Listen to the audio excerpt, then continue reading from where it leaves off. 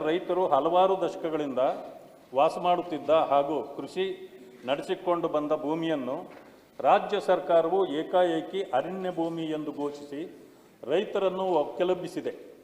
ಈ ನಿರ್ಧಾರದಿಂದಾಗಿ ರೈತರು ತಮ್ಮ ಸ್ವಂತ ಹಕ್ಕಿನ ಭೂಮಿಯಿಂದ ಒತ್ತಾಯಪೂರ್ವಕವಾಗಿ ಹೊರಹಾಕಲ್ಪಟ್ಟಿದ್ದಾರೆ. ಭೂಮಿಯನ್ನು ಅರಣ್ಯ ಭೂಮಿ ಎಂದು ಗುರುತಿಸುವ ಮೊದಲು ರೈತರ ಅನುಮತಿ ಪರಿಶೀಲನೆ ಹಾಗೂ ದಾಖಲಾತಿಗಳ ಪರಿಶೀಲನೆ ಮಾಡದೆ ನಿರ್ಧಾರ ಕೈಗೊಂಡಿರುವುದು ಕಾನೂನುಬಾಹಿರ. ಇದರಿಂದ ದಲಿತರು ಹಾಗೂ ತಳ ಸಮುದಾಯಕ್ಕೆ ಸೇರಿದ ರೈತರು ಜೀವನೋಪಾಯ ಕಳೆದುಕೊಳ್ಳುವ ಅಪಾಯದಲ್ಲಿದ್ದಾರೆ. ಇದು ಸಂವಿಧಾನದಲ್ಲಿ ಭದ್ರಪಡಿಸಿದ ಸಾಮಾಜಿಕ ಹಾಗೂ ಆರ್ಥಿಕ ನ್ಯಾಯಕ್ಕೆ ವಿರುದ್ಧವಾಗಿದೆ ಮತ್ತು ಈ ವಿಷಯದಲ್ಲಿ ಅರಣ್ಯ ಇಲಾಖೆ DCF ರವರು ತೆಗೆದುಕೊಂಡ ನಿರ್ಧಾರಗಳು ದಲಿತರ ಮೇಲೆ ದೌರ್ಜನ್ಯ ನಡೆಸಿದಂತಿದೆ ಹಾಗೂ ಇದೇ ಪ್ರಕರಣದಲ್ಲಿ ಮಾನ್ಯ ಸರ್ವೋಚ್ಚ ನ್ಯಾಯಾಲಯ ನೀಡಿದ ತೀರ್ಪಿನ ಮೇಲೆ ಸರ್ಕಾರ ತೆಗೆದುಕೊಂಡ ಕ್ರಮಗಳೇನು? ಇದು ಸರ್ಕಾರದ ದಲಿತ ವಿರೋಧಿ ನಡೆಯಾಗಿದೆ. ಆದ ಕಾರಣ ಸರ್ಕಾರದ ಈ ಕ್ರಮಗಳ ಕುರಿತು ಚರ್ಚಿಸಲು 11/8/25 ಅವಕಾಶ ನೀಡಬೇಕೆಂದು ಕೋರುತ್ತೇನೆ. ಇದನ್ನು ಮನಗಂಡಿದ್ದೀನಿ. ಪ್ರಶ್ನೋತ್ತರ ಆದ ನಂತರ ನಿಮಗೆ ತಿಳಿಸ್ತೇನೆ. ನಾನು ಒಂದು 2 ನಿಮಿಷ ಇಲ್ಲ ಪ್ರಶ್ನೋತ್ತರ ಇದರ ವಿಚಾರ ಪ್ರಶ್ನೋತ್ತರ ಹೇಳೋದು ಬೇಡ. ಅಲ್ಲಲ್ಲ, ಇದು ಇಲ್ಲಿ ಹೇಳಿದ್ದೀರಿ, ನಾನು ಸಂಪೂರ್ಣ ಪ್ರಸ್ತಾಪ ಮಾಡಿಲ್ಲ. ಇದನ್ನೇನಾದ್ರೂ ನೀವು ಬೇರೆ ಇದಕ್ಕೆ ಕನ್ವರ್ಟ್ ಮಾಡಿದ್ರೆ ಚರ್ಚೆ ಆಗೋದಿಲ್ಲ. ಏನಾಗಿದೆ, 711 ಎಕರೆ ಪ್ರದೇಶ ಇದೆ. ಕೇಳಬೇಕು, ಎಲ್ಲ ಗಂಭೀರ ಇರ್ತಾವೆ. ಈಗ ನೀವು ಹೇಳಿದ್ದೀರಿ, ಇದು ಗಂಭೀರ ಸಮಸ್ಯೆ ಇದೆ. ಹೇಳಿದ್ದೀನಿ ನಾನು. ಪ್ರಶ್ನೋತ್ತರ ಆದ ನಂತರ ಪದ್ಧತಿ ಏನಂದ್ರೆ ಪ್ರಶ್ನೋತ್ತರ ಆದ ನಂತರ ನೆಲ ತಗೊಳ್ತಿರ್ತೀವಿ. ಪ್ರಶ್ನೋತ್ತರ ಆದ ನಿಮ್ಗೆ ಹೇಳ್ತೀನಿ ನಾನು. ಬಟ್ ಇದು ನಿಲುವಳಿ ಸೂಚನೆ ಹಾಗೆ ಇರಬೇಕು ಅನ್ನೋದು ನನ್ನ ಪ್ರಶ್ನೋತ್ತರ. ರಾಮೋಜಿಗೌಡ, ಮಧು ಮಾದೇಗೌಡ, ವಿವೇಕಾನಂದ. ಇನ್ನೊಂದು ನಿಮಿಷ ಸರ್, ನನಗೆ ನನ್ನ ಮೇಲೆ ಇಲ್ಲ, ಬೇರೆ ಇದು ಬೇರೆ ವಿಷಯ. ನಾನು ಹೇಳ್ತೀನಿ, ಇದು ಬೇರೆ ವಿಷಯ. ಒಂದೇ ಸರಿ ಎರಡು ಮಾತಾಡಂಗಿಲ್ಲ. ಅಲ್ಲಲ್ಲ, ಇದು ಬೇರೆ ಆಮೇಲೆ ನನ್ನ ವಿರುದ್ಧ ಹಕ್ಕುಚ್ಯುತಿ ಆಗಿದೆ. ಬೇರೆ ಆಮೇಲೆ ಮಾತಾಡಿ ಬೇರೆ. ಒಂದ್ ನಿಮಿಷ ತಡ್ರಿ. ಎಲ್ಲರೂ ಎದ್ದೆದ್ದು ಮಾತಾಡಿದ್ರೆ ಏನ್ ಮಾಡಿ? ಇದು ಸಭಾಧ್ಯಕ್ಷರೇ, ಕಳೆದ ಎರಡು ಅಧಿವೇಶನ ಹಿಂದೇನೆ ಪ್ರಸ್ತಾಪ ಆಗಿತ್ತು. ತಾವು ಕೂಡ BSc ಇದ್ರಿ. ನಮ್ಮ ಸಭಾನಾಯಕರು ಕೇಳ್ಕೋಬೇಕು. ಸಭಾನಾಯಕರು ಇದ್ದರು, ಮಾನ್ಯ ಮುಖ್ಯಮಂತ್ರಿಗಳು ಇದ್ದರು. ನಾವು ಸದನಗಳ ಪ್ರಾರಂಭದ ದಿನ ನಮ್ಮ ನಾಡಗೀತೆಯನ್ನು ಆಡಿಸ್ಬೇಕು ಅನ್ನೋ ವಿಚಾರದಲ್ಲಿ ನಾನು ತಮ್ಗೆ ಅರ್ಜಿನೂ ಕೊಟ್ಟಿದ್ದು. ಆ ಚರ್ಚೆ ಕೂಡ ಆಗಿತ್ತು. ಅಲ್ಲ, ಒಂದು ನಿಮಿಷ. ತಾವು ಮುಂದಿನ ಅಧಿವೇಶನದಲ್ಲಿ ಮಾಡ್ತೀವಿ ಇದನ್ನು ಅಂತ, ಕಾರ್ಯಗತ ಮಾಡ್ತೀವಿ ಅಂತ ಕೂಡ ಹೇಳಿದ್ರಿ. ಯಾಕೆ ಹೇಳ್ತೀನಿ ಅಂದರೆ, ನಮ್ಮೆಲ್ಲ ಸಭೆ ಸಮಾರಂಭಗಳಲ್ಲಿ, ಶಾಲೆಗಳಲ್ಲಿ ಈ ನಾಡಗೀತೆಯನ್ನು ಆಡಿಸ್ತಕ್ಕಂಥಲ್ಲಿ ಸಂವಿಧಾನದ ಆಶಯ ಇರ್ತಕ್ಕಂಥ ನಾಡಗೀತೆ ಇದು. ಒಂದು ನಿಮಿಷ. BSc ಮೀಟಿಂಗ್ ಇಟ್ಟುಕೊಂಡು ತೀರ್ಮಾನ ಮಾಡಿ ಫೈನಲ್ ಮಾಡಿದ ಸೆಷನ್ದಲ್ಲಿ ಆಯ್ತು. BSc ಮೀಟಿಂಗ್ ಆಯ್ತು, ಅಧಿವೇಶನದಲ್ಲಿ ಮಾಡ್ತೀವಿ ಅಂತ ಹೇಳಿದ್ರಿ. ಮೂರನೇ ಅಧಿವೇಶನ ಆಯ್ತು ನೋಡಿ. ದಯಮಾಡಿ ತಮಗೆ ಅಧಿಕಾರ ಉಂಟು, ಸಭಾಧ್ಯಕ್ಷರು ಇದ್ರ ಬಗ್ಗೆ ಗಂಭೀರವಾಗಿ ತಗೊಂಡು ನಾಡಗೀತೆಯನ್ನ ಆಡಿಸ್ತಕ್ಕಂಥ ಸಭೆ ಪ್ರಾರಂಭ ಮುಂಚೆ ಏನು ಒಂದೇ ಮಾತ್ರ ನಾವು ಆಡ್ತಾ ಇದ್ದೀವಿ ಅಲ್ಲ ಮಾಡ್ಬೇಕು ಅಂತ ಹೇಳಿ ದಯಮಾಡಿ ನಾನು ಎಲ್ಲರದು ಅಭಿಪ್ರಾಯ ಒಂದೇ ಇದೆ ಅಂತ ನಾನು ಭಾವಿಸ್ತೇನೆ. ಈಗ ದಯಮಾಡಿ. ಈಗ ಫುಡ್ ಮಿನಿಸ್ಟರ್ ಎಲ್ಲ ಹೊಂಟಾರ. 4ನೇ ಕ್ವಶನ್ ನಾಗರಾಜ್ ಅವ್ರೇನೋ ಹೌಸ್ನಲ್ಲಿ ಕೆಲಸ ಇದೆ ಅಂತ. ನನ್ನ ಚುಕ್ಕೆ ಗುರುತಿನ ಪ್ರಶ್ನೆ 85 ಮಾನ್ಯ ಆಹಾರ ನಾಗರಿಕ ಸರಬರಾಜು ಮತ್ತು ಗ್ರಾಹಕ ವ್ಯವಹಾರಗಳ ಹಾಗೂ ಕಾನೂನು ಮಾಪನಶಾಸ್ತ್ರ ಇಲಾಖೆಯ ಸಚಿವರಿಗೆ ಉತ್ತರವನ್ನು ಒದಗಿಸಲಾಗಿದೆ. ರೈಟ್. ಮಾನ್ಯ ಸಭಾಪತಿಗಳೇ, ಉತ್ತರವನ್ನು ಒದಗಿಸಿದ್ದಾರೆ. ಉತ್ತರದಲ್ಲಿ ಬಹಳಷ್ಟು ವಿಚಾರಗಳು ಒಪ್ಪುವಂಥ ವಿಚಾರಗಳಿದ್ದರೂ ಕೂಡ ಇನ್ನೂ ಸ್ವಲ್ಪ ಡೀಟೇಲಾಗಿ ಕೇಳಬೇಕು ಅಂತ. ಯಾಕಂದರೆ ನಾವು ದೇಶದಲ್ಲಿ ಫುಡ್ ಸೆಕ್ಯೂರಿಟಿ ಆ್ಯಕ್ಟ್ನ ತಂದ ಮೇಲೆ ಬಡವರಿಗೆ ಅಕ್ಕಿ ಮತ್ತು ಆಹಾರ ಧಾನ್ಯಗಳು ಕೊಡಬೇಕು ಅಂದರೆ ಬಹಳ ಸದುದ್ದೇಶದಿಂದ ಈ ದೇಶದಲ್ಲಿ ಒಂದು ಪ್ರಮುಖವಾದ ಒಂದು ಕಾಯ್ದೆಯನ್ನು ತಂದಿರ್ತೀವಿ. ಅದರ ಅನುಗುಣವಾಗಿ ನಾವು ಇವತ್ತು ಬಡವರಿಗೋಸ್ಕರ ಈಗ ಒಂದು ಪಡಿತರ ಚೀಟಿಗಳ ಮೂಲಕ ನಾವು ಅವರಿಗೆ ಆಹಾರ ಧಾನ್ಯಗಳನ್ನು ಕೊಡ್ತಾ ಇರೋದು ನಿಜ. ಇಲ್ಲಿ ಕೆಲವು ತಂತ್ರಾಂಶಗಳನ್ನು ಉಪಯೋಗಿಸ್ಕೊಳ್ಳೋ ಸಂದರ್ಭದಲ್ಲಿ ಹಳೆ 2016ಕ್ಕಿಂತ ಮುಂಚೆ ಏನೋ ಇಂಪ್ಲಿಮೆಂಟ್ ಮಾಡಿದ್ರು ಈ ಒಂದು ಎಲೆಕ್ಟ್ರಾನಿಕ್ ಪರ್ಚೇಸ್ ಮಾಡ್ತಕ್ಕಂಥ ಒಂದು POSC ತಂತ್ರಜ್ಞಾನವನ್ನು ಇಂಪ್ಲಿಮೆಂಟ್ ಮಾಡಿದ್ರು. ಅದನ್ನ ಬದಲಾವಣೆ ಮಾಡೋ ಸಂದರ್ಭದಲ್ಲಿ ಸ್ವಲ್ಪ ಸಮಸ್ಯೆಗಳಾಗಿರ್ತಕ್ಕಂಥದ್ದು ನಿಜ ಅಂತ ನಾನು ಪತ್ರಿಕೆಗಳು ಓದಿರೋದು ನಿಜ. ಬ್ಯಾಂಗ್ಳೂರು ಮಿರರ್ ಪೇಪರಲ್ಲಿ ಕೂಡ ದೊಡ್ಡ ಕ್ಯೂನ ಹಾಕಿದ್ರು, ಫೋಟೋಗಳನ್ನು ಹಾಕಿದ್ರು. ಇದು ನ್ಯಾಯಬೆಲೆ ಅಂಗಡಿಗಳ ಮುಂದೆ ಜನ ಕ್ಯೂ ಅಲ್ಲಿ ನಿಂತಿದೆ, ತಂತ್ರಾಂಶದಲ್ಲಿ ಸಮಸ್ಯೆಗಳಾಗಿದೆ ಅನ್ನೋ ವಿಚಾರಗಳು, ಸರ್ವರ್ಗಳು ಡೌನ್ ಅನ್ನೋ ವಿಚಾರಗಳು ಹೇಳ್ತಾ ಇದ್ರು. ಅದ್ರ ಬಗ್ಗೆ ಮಾಹಿತಿ ಕೇಳಿದ್ದೆ ನಾನು. ಅದ್ರ ಹೇಳ್ತಾರೆ ಈಗ ಯಾವುದು ಈ ಸದ್ಯಕ್ಕೆ ಯಾವುದು ಸಮಸ್ಯೆಗಳಿಲ್ಲ ಅಂತ ಹೇಳ್ತಾರೆ ಸರ್. ಆದರೆ ನಾನು ಕೇಳ್ತಾ ಇರ್ತಕ್ಕಂಥದ್ದು ಪಡಿತರ ಚೀಟಿ ಅಂತಕ್ಕಂಥದ್ದು ಬಹಳ ಇಂಪಾರ್ಟೆಂಟ್ ವಿಚಾರ ಆಗಿರೋದ್ರಿಂದ ಅದು ಇಂಪ್ಲಿಮೆಂಟ್ ಮಾಡಿದಾಗ ದೊಡ್ಡ ಸಮಸ್ಯೆ ಆಗಿದ್ದು. ಸುಮಾರು 1.5 crore people were in trouble because of the server problem in this state of Karnataka. ಅದಾದ್ಮೇಲೆ ಕಂಟಿನ್ಯೂ ಮಾಡಿ ಕೇಳ್ಬಿಡ್ತೀನಿ ಸರ್, ಆಮೇಲೆ ಉತ್ತರ ಕೊಡ್ಬೋದು ಅವರು. ಅದಾದ್ಮೇಲೆ ಪ್ರಶ್ನೆಗಳು ನೇರವಾಗಿ ಪ್ರಶ್ನೆಗಳೇ ಕೇಳ್ತಾ ಇದ್ದೀನಿ ಭಾಷಣ ಮಾಡಬೇಡ ಸರ್. ಭಾಷಣ ಮಾಡಲ್ಲ, ಭಾಷಣ ಮಾಡಬೇಡಂತೆ ನಾನು. ಸೊ ಆಮೇಲೆ ಕೆಲವು ನ್ಯಾಯಬೆಲೆ ಅಂಗಡಿಗಳಲ್ಲಿ ತಾವೆಲ್ಲರಿಗೂ ಬಹಿರಂಗವಾಗಿ ಗೊತ್ತಿರೋ ವಿಚಾರ ಅಂತಂದ್ರೆ ಎಷ್ಟೋ ನ್ಯಾಯಬೆಲೆ ಅಂಗಡಿಗಳಲ್ಲಿ ಇವತ್ತು ಕೂಡ ಅವ್ಯವಹಾರಗಳು ನಡೀತಾ ಇರೋದು ನಿಜ. ಬಡವರ ಹೊಟ್ಟೆ ಮೇಲೆ ಹೊಡಿತಕ್ಕಂಥದ್ದು, ಕಡಿಮೆ ರೇಷನ್ ಕೊಡ್ತಕ್ಕಂಥದ್ದು, ತಗೊಂಡೋಗಿ ಹೋಟ್ಲ್ಗಳಿಗೆ ಮಾರ್ತಕ್ಕಂಥದ್ದು, ಮಾರ್ಕೆಟಲ್ಲಿ ಮಾರ್ಕೊಡ್ತಾ ಇರೋದು ಕಣ್ಣಾರೆ ನೋಡಿರ್ತಕ್ಕಂಥ ನಿಜ. ಅದು ರಿಪೋರ್ಟ್ ಆಗಿರಲಿ ಆಲ್ದಿರಲಿ ಎಲ್ಲರಿಗೂ ಕೂಡ ಸಾರ್ವಜನಿಕರಿಗೆ ಗೊತ್ತಿರ್ತಕ್ಕಂಥ ವಿಚಾರ. ಅದರ ಬಗ್ಗೆ ಕಡಿವಾಣ ಹಾಕಿದ್ದೀರಾ, ಏನು ಮಾಡಿದ್ರ ವಿಚಾರಗಳು ಕೇಳ್ತೀನಿ. ಬಹುಮುಖ್ಯವಾದ ಕ್ವಶನ್ ನಾನು ಆಹಾರ ಸಚಿವರು ಕೇಳೋದು ಏನಂತಂದರೆ, ಕೇಂದ್ರದಲ್ಲಿ ಇರ್ತಕ್ಕಂಥ ನೀತಿ ಆಯೋಗ ಹೇಳ್ತದೆ ನಮ್ಮಲ್ಲಿರ್ತಕ್ಕಂಥ ಬಡವರ ಸಂಖ್ಯೆ 7.5% ಮಾತ್ರನೇ ಅಂತ ಹೇಳ್ತಾರೆ ಕರ್ನಾಟಕ ರಾಜ್ಯದಲ್ಲಿ. ಆದರೆ ಪಡಿತರ ಚೀಟಿಗಳು ಇರ್ತಕ್ಕಂಥ 80% ಇದೆ ಅದನ್ನ ಸರಿಪಡಿಸಲಿಕ್ಕೆ ಸಚಿವರು ಯೋಚನೆ ಮಾಡಿದಾಗ ದೊಡ್ಡ ಗಲಾಟೆ ಆಗ್ತದೆ ಕರ್ನಾಟಕ ರಾಜ್ಯದಲ್ಲಿ. ತದನಂತರ ಅದನ್ನ ಪರಿಶೀಲನೆ ಮಾಡ್ತಕ್ಕಂಥದ್ದು ಸೂಕ್ತ ಕ್ರಮ ಕೊಳ್ಳಿಕ್ಕೆ ಪ್ರಯತ್ನ ಮಾಡೋದಿಲ್ಲ, ಸ್ಥಗಿತಗೊಳಿಸಿರ್ತಾರೆ. ಹಾಗಾಗಿ ನಾನು ಕೇಳ್ತಾ ಇರ್ತಕ್ಕಂಥದ್ದು ಪಡಿತರ ಚೀಟಿಗಳಿರ್ತಕ್ಕಂತಹ ಕೇಂದ್ರ ಸರ್ಕಾರಕ್ಕೆ ಮತ್ತು ರಾಜ್ಯಗಳಿರ್ತಕ್ಕಂಥ ಅಂಕಿಅಂಶಗಳ ವ್ಯತ್ಯಾಸವನ್ನು ನೋಡಿದಾಗ ನಮ್ಮ ರಾಜ್ಯ ಒಂದು ವೇಳೆ 80% ಬಡವರು. ಸರ್ ಒಂದೇ ಸೆಕೆಂಡ್ ಸರ್, ನಾನು ಮಾನ್ಯ ಪೀಠಗಳ ಮನವಿ ಮಾಡ್ತಾ ಇದ್ದೇನೆ. ಬಹಳ ಪ್ರಮುಖವಾಗಿದ್ದ ವಿಚಾರ ಕರ್ನಾಟಕದಲ್ಲಿ ಬಡವರ ವಿಚಾರ. ಒಂದು ಸೆಕೆಂಡ್ ಕೇಳ್ತಾ ಇದ್ದೀನಿ, ಭಾಷಣ ಇಲ್ಲ ಕೇಳ್ತಾ ಇದ್ದೀನಿ. ನಮ್ಮಲ್ಲಿ 80% ಕಾರ್ಡ್ಗಳು ಇರುವುದೇ ಆದ್ರೆ ನಮ್ಮ ದೇಶದಲ್ಲಿ ನಾವು ಬಡತನ ರಾಜ್ಯ ಅಂತ ಘೋಷಣೆ ಮಾಡ್ಕೊಳ್ಬೇಕು. ಸಚಿವರು ತಗೊಂಡ ಕ್ರಮಗಳನ್ನ ವಿಸ್ತೃತವಾಗಿ ಹೇಳ್ಬೇಕು ಅಂತ ಮನವಿಯನ್ನ ಮಾಡ್ತಾ ಇದ್ದೇನೆ. ಮಾನ್ಯ ಸಭಾಪತಿಗಳೇ, ಸನ್ಮಾನ್ಯ ಸದಸ್ಯರು 3-4 ಉಪಪ್ರಶ್ನೆಗಳನ್ನು ಹೇಳಿದ್ದಾರೆ.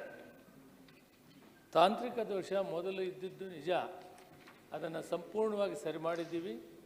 ಈಗ PDS ಮಟ್ಟದಲ್ಲಿ ಯಾವ ಥರವಾದಂಥ ತಾಂತ್ರಿಕ ದೋಷ ಇಲ್ಲ. ಎರಡನೇದು, ಅಕ್ಕಿ ಕಪ್ಪು ಮಾರುಕಟ್ಟೆಯಲ್ಲಿ ವ್ಯಾಪಾರ ಆಗ್ತಾ ಇದೆ ಅನ್ನೋ ವಿಷಯ ಹೇಳಿದ್ದಾರೆ. ಅದಕ್ಕೆ ಈಗಾಗಲೇ ಕ್ರಮ ತಗೊಂಡಿದ್ದೀವಿ. ಸ್ವಲ್ಪ ಮಟ್ಟಿಗೆ ಆಗಿರೋದು, ಅದಕ್ಕೆ ಕ್ರಮ ತಗೊಂಡಿದ್ದೀವಿ. 2023-24ಕ್ಕೆ ಸುಮಾರು 409 ಕೇಸನ್ನು ಹಾಕಿದ್ದೀವಿ. 20 ಕೋಟಿ ರೂಪಾಯಿ ಪೆನಾಲ್ಟಿ ಹಾಕಿದ್ದೀವಿ. 24-25 508 ಕೇಸ್ ಹಾಕಿದ್ದೀವಿ. ಸುಮಾರು 10 ಕೋಟಿ ಪೆನಾಲ್ಟಿಯನ್ನು ವಸೂಲಿ ಮಾಡಿದ್ವಿ. ಈ ವರ್ಷದಲ್ಲಿ ಕೂಡ 247 ಕೇಸ್ ಹಾಕಿದ್ದೀವಿ. ಈಗ ನೀವು ಏನು ಮಾಡ್ತೀರಿ ಹೇಳಿ ಸಚಿವರೇ? 4 ಕೋಟಿಗಿಂತ ಹೆಚ್ಚಿಗೆ. ಓದಬೇಡ್ರಿ, ಈಗ ಏನು ಮಾಡ್ತೀರಿ ಹೇಳ್ಬಿಡಿ. ಅವ್ರ ಪ್ರಶ್ನೆಗೆ ಉತ್ತರ ಹೇಳಿ, ಏನು ಮಾಡ್ತೀವಿ ಅಂತ ಹೇಳಿ. ಈಗ ಬಿಲೋ ಪಾವರ್ಟಿ ಲೈನಲ್ಲಿ APL ಜನ ಇದ್ದಾರೆ. ಅವರನ್ನು ಬಿಲೋ BPLನಿಂದ APLಗೆ ಶಿಫ್ಟ್ ಮಾಡ್ತೀವಿ. ಅವ್ರನ್ನ ಪಟ್ಟಿಯಿಂದ ತೆಗೆಯೋದಿಲ್ಲ. ಇದಕ್ಕೆ ಒಂದು ಪ್ರಯತ್ನ ಮಾಡಿದೆ ನಾನು. ಆ ಪ್ರಯತ್ನದಲ್ಲಿ ಮತ್ತೆ ಸ್ವಲ್ಪ ಗಡಿಬಿಡಿ ಆಯಿತು. ಈಗ ಮತ್ತೆ ಅದನ್ನು ಪ್ರಯತ್ನ ಮಾಡ್ತೀನಿ. ದಕ್ಷಿಣ ಭಾರತದಲ್ಲಿ ನೋಡಿದರೆ ಅತಿ ಹೆಚ್ಚು BPL ಕಾರ್ಡ್ ಇರೋದು ಕರ್ನಾಟಕ ರಾಜ್ಯದಲ್ಲಿ. ಸುಮಾರು 1,28,00,000 ಕಾರ್ಡ್ಗಳಿವೆ. ಸುಮಾರು 4,50,000 ಜನ, 4,50,00,000 ಇದರ ಫಲಾನುಭವಿಗಳಿದ್ದಾರೆ. ಆದ್ದರಿಂದ ಇದಕ್ಕೊಂದು ಪರಿಹಾರ ಕಂಡುಹಿಡ್ತಾ ಇದ್ದೀವಿ. ತಮಿಳುನಾಡಿನಲ್ಲಿ 50% ಒಳಗಡೆ ಇದೆ, ಕೇರಳದಲ್ಲಿ 45% ಇದೆ, ಆಂಧ್ರ ತೆಲಂಗಾಣ ಕೂಡ 50%ಗೆ ಕಡಿಮೆ ಇದೆ. ಆದರೆ ಕರ್ನಾಟಕ ಇಷ್ಟೊಂದು ಪ್ರಗತಿಪರವಾದಂಥ ರಾಜ್ಯದಲ್ಲಿ 70ರಿಂದ 75%ವರೆಗೂ ಹೋಗಿದೆ. ಇದನ್ನು ಕಡಿವಾಣ ಹಾಕಬೇಕು. ವಿನಾಕಾರಣವಾಗಿ ಖರ್ಚಾಗ್ತದೆ ಸರ್ಕಾರಕ್ಕೆ. APL ಅರ್ಹರು ಇವತ್ತು BPLಲ್ಲಿದೆ. ಆದ್ದರಿಂದ ಈ BPLಲ್ಲಿರೋದನ್ನು ನಾವು APL ಕಾರ್ಡ್ದಾರರಿದ್ದಾರೆ ಅವರನ್ನು ಶಿಫ್ಟ್ ಮಾಡುವಂಥ ಕೆಲಸಕ್ಕೆ ನಾವು ಸೀರಿಯಸ್ ಆಗಿ ತಗೊಂಡಿದ್ದೀವಿ. ನನಗೆ ಸದಸ್ಯರ ಸಹಕಾರನೂ ಬೇಕಾಗ್ತದೆ. ಸದಸ್ಯರ ಇರದಿದ್ದರೆ ಕಷ್ಟ ಆಗ್ತದೆ. ನಾನು ಮಾಡಿದ್ದೆ 15 ಲಕ್ಷ ಕಾರ್ಡನ್ನು ಫೈಂಡ್ ಔಟ್ ಮಾಡಿದ್ದೆ. 15 ಲಕ್ಷ ಅಂದರೆ ಹತ್ತತ್ರ 50ರಿಂದ 60 ಲಕ್ಷ ಬೆನಿಫಿಷರೀಸು ವಿನಾಕಾರಣವಾಗಿ BPLಲ್ಲಿ ಇದ್ದಾರೆ. ಇದನ್ನು ತೆಗೆಯೋ ಕಾರ್ಯಕ್ರಮ ಮಾಡಿದ್ದೆ. ಮತ್ತೊಮ್ಮೆ ನಾನು ಅದನ್ನು ಪ್ರಯತ್ನ ಮಾಡಿದ್ದೇನೆ. ಸದಸ್ಯರ ಸಹಕಾರ ಬೇಕಾಗ್ತದೆ. ಪ್ರಾಮಾಣಿಕವಾಗಿ ಮಾಡಿದಾಗ, ವಿನಾಕಾರಣವಾಗಿ ರಾಜಕೀಯವಾಗಿ ತೆಗೆದುಕೊಂಡು ಮಾತಾಡೋಕ್ಕೆ ಹೋದಾಗ ನಾನು ಈ ಕೆಲಸ ಮಾಡೋಕ್ಕೆ ಹೊರಟಿದೆ. ಒಂದು ಸಾರಿ ಈಗಾಗಲೇ 1 ವರ್ಷಕ್ಕೆ ಮೊದಲೇ ನಾನೆಲ್ಲ ತಯಾರು ಮಾಡಿದ್ದೆ. ಮತ್ತೊಮ್ಮೆ ಸರ್ವ ಸದಸ್ಯರನ್ನ ನಾನು ಕೇಳ್ಕೊಳ್ತೀನಿ, ಇದನ್ನು ಮಾಡೋದ್ರಿಂದ ಸರ್ಕಾರಕ್ಕೆ ಉಳಿತದೆ, ಅಭಿವೃದ್ಧಿ ಕೆಲಸಗಳಿಗೆ ಹಣ ಹೋಗ್ತದೆ, ವಿನಾಕಾರಣ ಖರ್ಚಾಗ್ತದೆ. ಇದನ್ನು ಸರಿಪಡಿಸೋದಕ್ಕೆ ನನಗೆ ಅನುಮತಿ ಬೇಕಾಗ್ತದೆ, ಮಾಡ್ತೇನೆ ಸರ್. ಮಾನ್ಯ ಸಭಾಪತಿಗಳೇ, ಸಚಿವರು ಹೇಳಿದ ಉತ್ತರ ನಾನು ಒಪ್ತೇನೆ. ಆದರೆ ವಿಚಾರ ಬಂದಿರತಕ್ಕಂಥ ದೇಶದಲ್ಲಿದ್ದ ಬಡತನ ರೇಖೆಯನ್ನ ಕೆಳಗಿರ್ತಕ್ಕ ಜನನ ನಾವು ತುಲನೆ ಮಾಡಬೇಕು ಅಂತಂದಾಗ ಅದು ಒಂದೇ ಮಾನದಂಡ ಆಗಬೇಕಾಗ್ತದೆ. ಕೇಂದ್ರ ಸರ್ಕಾರದಲ್ಲಿರ್ತಕ್ಕಂಥ ಮಾನದಂಡಗಳ ಪ್ರಕಾರ only 7.5% people are there multidimensional ನೋಡಿದಾಗ ಅವರು ಬರೀ 7.5% ಮಾತ್ರ ಬಡವರಿದ್ದಾರೆ ಅಂತ ಹೇಳ್ತಾರೆ. ಕರ್ನಾಟಕದಲ್ಲಿ 80% ಬಡವರಿದ್ದೀರಿ ಅಂತ ತೋರಿಸ್ಕೊಳ್ಳೋದಾದರೆ ಅದು ಸರಿ ಇರ್ತಕ್ಕಂಥ ಅಂಕಿಅಂಶಗಳಾಗೋದಿಲ್ಲ. ಆ ಕಾರಣಕ್ಕೋಸ್ಕರ ಹೇಳ್ತೀನಿ, ಕೇಂದ್ರ ಸರ್ಕಾರ ಮತ್ತು ರಾಜ್ಯ ಸರ್ಕಾರ ಒಂದೇ ಮಾನದಂಡದಲ್ಲಿ ಇಟ್ಕೊಂಡು ಬಡವರಾಗಿ ನಿಜವಾದ ಬಡವರನ್ನ ಗುರುತಿಸಿ ಅವರಿಗೆ ಅರ್ಹ ವ್ಯಕ್ತಿಗಳಿಗೆ ಕಾರ್ಡ್ ಕೊಡ್ತಕ್ಕಂಥದ್ದು, ಅನರ್ಹ ವ್ಯಕ್ತಿಗಳನ್ನು APL ಮಾಡ್ತಕ್ಕಂಥದ್ದು, ಅಗ್ರೆಸಿವ್ ಮಾಡ್ತಕ್ಕಂಥ ಕೆಲಸ ಆಗಬೇಕು ಅಂತ ಮನವಿನ ಮಾಡ್ತಾ ಇದ್ದೀನಿ.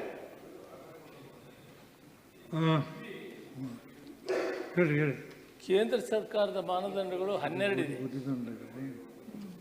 ರಾಜ್ಯ ಸರ್ಕಾರದ ಮಾನದಂಡಗಳು 5 ಇದೆ. ನಾವು ಕರ್ನಾಟಕ ಸರ್ಕಾರ 5 ಮಾನದಂಡಗಳನ್ನು ಮಾಡಿದ್ದೀವಿ. ಅದರ ಆಧಾರದ ಮೇಲೆ BPL ಕೊಟ್ಟಾಗ ಸ್ವಲ್ಪ ಹೆಚ್ಚಿಗೆ ಆಗ್ತದೆ. ಈಗ ಅವರು ಇಡೀ ರಾಷ್ಟ್ರದಲ್ಲಿ ಆವರೇಜ್ 11.5 ಅಂತ ಮಾಡಿದ್ದಾರೆ ಬಿಲೋ ಪಾವರ್ಟಿ. ಆದರೆ ಭಾರತದ ಲೆಕ್ಕಾಚಾರ ನೋಡಿದಾಗ BPL ಬಿಲೋ ಪಾವರ್ಟಿ ಲೈನ್ ಇನ್ನೂ 30-35% ಈ ರಾಷ್ಟ್ರದಲ್ಲಿ ಬಿಲೋ ಪಾವರ್ಟಿ ಲೈನ್ ಇರೋದು ನನಗೆ ಗೊತ್ತಿದೆ. ನಾನು ಪಾರ್ಲಿಮೆಂಟಲ್ಲಿದ್ದೆ, ಅದನ್ನೆಲ್ಲ ನಾನು ತಿಳ್ಕೊಂಡಿದ್ದೆ. ಆದರೆ ಈ 12 ಏನು ಗೈಡ್ಲೈನ್ಸ್ ಪ್ಯಾರಾಮೀಟರ್ಸ್ ಇವೆ ಅದನ್ನು ನೋಡಿದಾಗ ಅದು ಕಡಿಮೆ ಇದೆ. ಅದು ರಾಷ್ಟ್ರಮಟ್ಟದ ವಿಷಯ ಆಗಿದೆ. ರಾಜ್ಯದಲ್ಲಿ ಒಂದು ತೀರ್ಮಾನ ತೆಗೆದುಕೊಂಡಿದ್ದೀವಿ. 5 ಏನು ಪ್ಯಾರಾಮೀಟರ್ಸ್ ಇದೆ ಅದನ್ನು ನೋಡಿದಾಗ ಅದನ್ನು ಅಳವಡಿಸಿ ನಾವು BPL ಕಾರ್ಡನ್ನು ಮಾಡಿದ್ದೀವಿ. ಅದರಲ್ಲಿ ಕೆಲವು ಹೆಚ್ಚಿಗೆ ಅದನ್ನು ಸರಿಪಡಿಸ್ಕೊಳ್ತೀವಿ. ರಾಮೋಜಿಗೌಡ, ಮಧುಮಾದೇಗೌಡ, ವಿವೇಕಾನಂದ ಈಗ ಅರ್ಹ ಇರ್ತಕ್ಕಂಥ ಹೊಸ ಕೆಳಗಿರ್ತಕ್ಕಂಥವ್ರು ಯಾವ ಹೊಸ ಕಾರ್ಡ್ಗಳನ್ನ ಅಂತ ಕೇಳ್ಕೊಳ್ತಾ ಇದ್ದೀವಿ.